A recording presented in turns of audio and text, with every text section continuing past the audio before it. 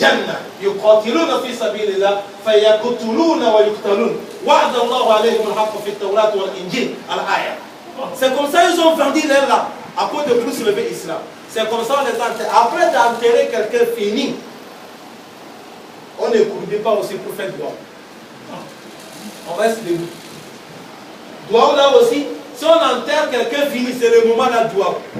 Qu'est-ce que le prophète fait? Dès qu'on a fini d'enterrer, arranger fini, je dis bien, on ne construit pas tombeau des musulmans. Vous comprenez bien? On ne construit pas tombeau des musulmans. C'est comme ça aussi, on n'écrit pas le nom de quelqu'un sur le tombe. C'est interdit, c'est pédia. On ne construit pas, on n'écrit pas. Quelqu'un va me demander, bon, pourquoi on écrit les numéros? Toi-même, tu as dit ces numéros. Les gens, ils ont fait ça peut-être, c'est pour connaître les chiffres. Mais je dis, on n'écrit pas le nom des tombeaux sur le nom de quelqu'un. Voilà le tombe des foulards, tout ça, ce n'est pas... On n'écrit pas aucun, que ça soit Coran ou quelque chose sur le tombeau des gens. Ni Allah Akbar, ni Subhanallah, ni Kalouina, on n'écrit pas. Tout ça, c'est des bid'at. Tout tombeau qu'on a construit, quelqu'un est tombé dans le problème. On ne construit pas le tombeau de quelqu'un.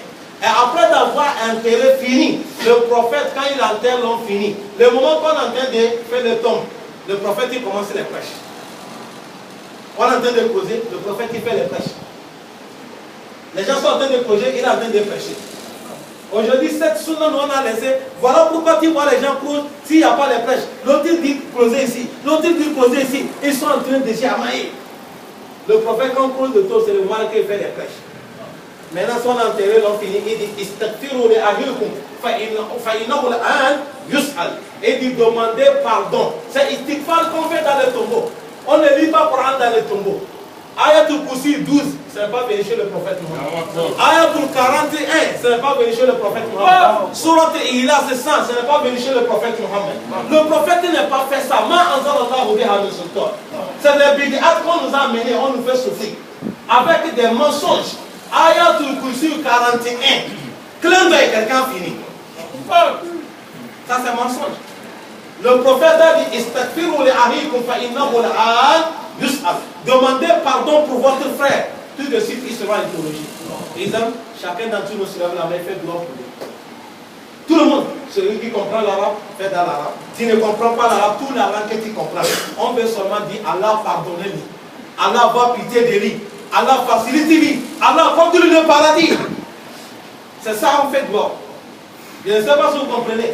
Le prophète, il a l'habitude, il a dit si vous enterrez quelqu'un, prenez le temps pour faire beaucoup de doigts. La manière qu'on peut égorger chameau, enlever le pot, partager la viande. Le temps là, prenez ce temps là pour faire les doigts. Mais aujourd'hui, nous là-bas, quand on a fini doigt, et on dit doigt 7 jours, doigt 40 jours, doigt 1 an. Ça là, c'est pas venu d'islam. Tous les gens qui ont fait ça, on a désobéi le prophète. Ça ne vient pas d'islam.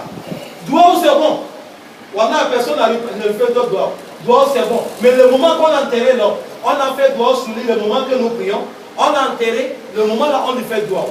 On revient à la maison, tout le monde va faire doigt après la prière. Allah pardonne tel, Allah pardonne tel, Allah pardonne tel, Allah pardonne tel. C'est fini. Je ne sais pas si vous comprenez.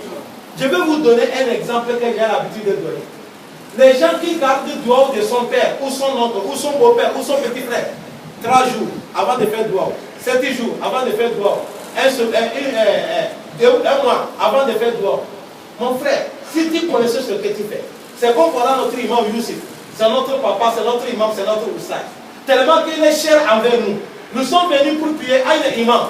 On dit, maman a eu le problème, on vient de l'attraper. On l'a mené quand rouge, car là on n'a même pas de problème comme ça. C'est un exemple que j'ai dit. Et nous tous on va dire, ah, il n'y a pas de problème. On est qu'à laisser 3 jours, après on va aller quand rouge, on va demander, imam, on fait quoi? On laisse imam premier jour, on n'est pas parti. Deuxième jour, on n'est pas parti. On dit, on est qu'à laisser imam 3 jours d'abord. Avant qu'on va aller intervenir, ou 1 semaine, avant qu'on va intervenir, ou soit 1 mois, avant qu'on va intervenir. C'est comme ça que vous faites pour les morts. Je ne sais pas si vous comprenez. Parce que la cadavre, il a besoin de doigts. Sous le champ, le prophète a dit Istaghfiru li ahikum fa innahu al-an. Le mot en langue arabe, c'est quelque chose tout de suite. Tout de suite. C'est à cause de ça, lui-même, sallallahu alayhi wa sallam, dit après d'enterrer, cadavre fini, le moment que les gens tournent au dos, en train de partir, cadavre attend les pas de chacun d'entre eux. Parce qu'on l'a déjà soulevé. en train de dire que ce n'est Maroduka, Wamadinuka, Wamanabiyuka.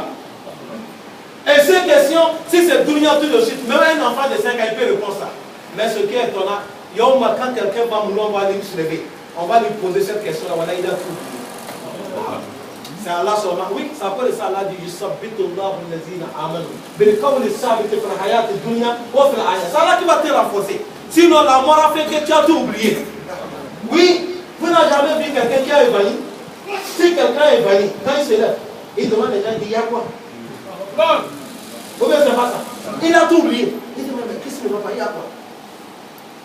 Et c'est tout la mort. C'est Allah qui va nous aider. Maintenant, c'est le doigt. On fait le doigt fini.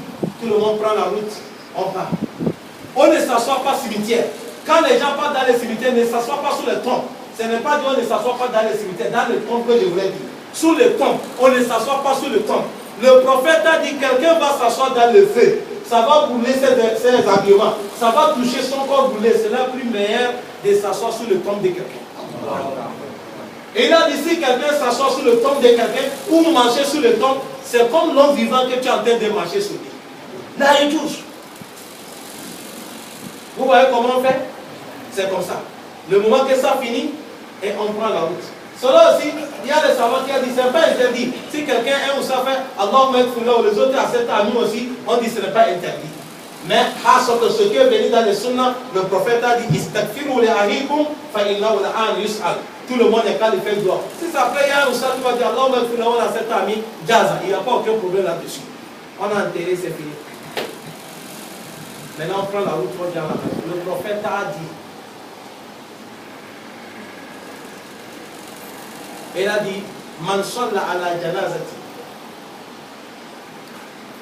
Et celui qui a prié sur un corps, et il a accompagné. Il a celui qui a prié sur un corps, il a les récompenses qu'on appelle kirat. Et il a dit, celui qui l'a accompagné dans les cimetières, à l'enterrer, il a les récompenses qu'on appelle kirater. Les Sahaba, ils n'ont pas compris cet mot. Parce que cet mot, ce n'est pas tout ce qui vient directement de la langue arabe. Ils ont dit, Wama kiratan ya Rasulallah. Qu'est-ce que c'est des kirats? Il a dit, Monsieur le Jabal al-Uhud. Il dit, la grandeur de ça, c'est comme montagne de Uhud. Tout montagne que tu connais chez toi, il faut donner un exemple comme ça. Ça dépasse le mosquée là 10 fois. Tu as des comme ça. Si tu as prié sur le cadavre, on te donne un. Si tu as accompagné dans le cimetière, tu as des grattes. Mais à l'Assaf, aujourd'hui, beaucoup de musulmans n'accompagnent pas de ce fait. Le prophète a dit, toute personne qui a lavé un cadavre, et il a vu certains malins sous lui, et il a fermé, et il a couvert, Allah aussi va couvrir ton défaut et il a dit, celui qui a fait le tombeau, et on l'a enterré, Allah aussi va te bâtir la maison dans le paradis. Ou celui qui l'a payé, tout suite, on t'a habillé, Allah va t'habiller le haut du paradis. Tout ça là, c'est le travail que Allah subhanahu wa ta'ala a recommandé. Notre prophète Adam, alayhi salam, quand le prophète Adam est mort, Allah subhanahu wa ta'ala, il a envoyé les anges de laver le prophète Adam, de l'enterrer. C'est comme ça que c'est passé. C'est à cause de ça, vous voyez, l'islam ce n'est pas pensé. Aujourd'hui nous voyons, comme que j'ai montré, il y a certains qui les font un petit caleçon. Petit caleçon, on le met. Avec un petit haut, avec un gros haut, avec chapeau, avec un slipper. Il part où? Il n'y a pas de livre. Et ça que j'ai parlé, même si tu me réveilles dans le sommeil, je vais te montrer tel livre va dire ça, tel livre. Et je suis sûr de ce que je parle. Si ici on n'est pas plus fini, on va contacter toute Dunia. Il n'y a pas un connaisseur de Dunia qui va dire que j'ai menti, sauf qu'il sera à mon côté. Parce que c'est la vérité, j'ai lu. Dans les livres qu'aujourd'hui, toute Dunia, on se base sur ça. Il n'y a pas de livre de Janaza qui dépasse ça. C'est là. Il faut que nous regardions ce qu'on a fait. Il ne faut pas regarder. Aujourd'hui, le problème des gens musulmans, on ne cherche pas à connaître. Dès qu'on voit public, les diamants font quelque chose de tout sont rentrés dedans. On ne cherche pas à connaître, ils sont sur la bonne voie ou ils sont tordus. Tant qu'il y a diamant, non pas que c'est la vérité, la vérité. Or qu'aujourd'hui, ce n'est pas diamant qu'on regarde. On regarde est-ce que le prophète a fait. Est-ce qu'Allah a recommandé. Ce n'est pas la fête des diamants. Je ne sais pas si vous comprenez. Ce n'est pas la fête des diamants. Le moment que ma mère est décédée, car elle a pardon. On m'a informé, ma maman est décédée. Je dis qu'Allah la pardon, je l'ai fait le doigt. Les gens viennent sur moi. Isma, quel jour tu vas faire le doigt de ta maman? L'autre vient, mes élèves viennent, l'autre dit, je veux payer farine, on va faire gâteau. L'autre dit, moi je vends les fonds, je vais amener, je dis tout ça là, on a mis dans tout ça là, c'est pas quitté. L'affaire des gâteaux, l'affaire tout ça. Le doigt que moi j'ai fait, ma mère, ça dépasse. Aidez-moi seulement d'abord tout prier car là, les cas de faire passer. C'est tout. Il n'y a pas le jour que je vais mettre mon front sans faire doigt pour ma mère. Parce qu'Allah nous a dit, un enfant tu dois faire doigt à ta maman, à ton père jusqu'à la mort. Jusqu'à la fin. Tous les prophètes, ils ont fait doigt à leurs parents. Le prophète Ibrahim, il faisait doigt à son père. C'est Allah qui l'a dit,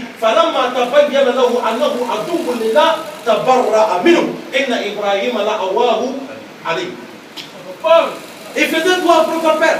C'est après que tu as dit ton père, ce n'est pas l'homme bien, c'est un cap, il faut plus faire le doigt. Regardez le prophète Mohammed. Après la mort de son frère, il a dit,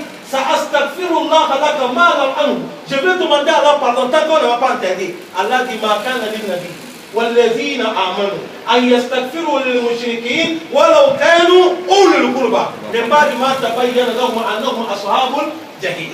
On a interdit le prophète. Ton oncle est mort, il n'est pas musulman, tu ne peux pas faire doigt pour lui. Allahumma ighfir lahu, c'est musulman qu'on fait ça. Allahumma ighfir laha, c'est une femme musulmane qu'on fait ça. Voilà, comme ça, si on est venu à la maison, c'est fini, doigt est fini. Ce n'est pas interdit dans la mosquée, après la prière, l'imam va dire on a prédit que Allah lui pardonne, qu'Allah lui pardonne, les autres à cet ami, jaza. Ce n'est pas interdit. Je ne sais pas si vous comprenez. Voilà comment on fait bref.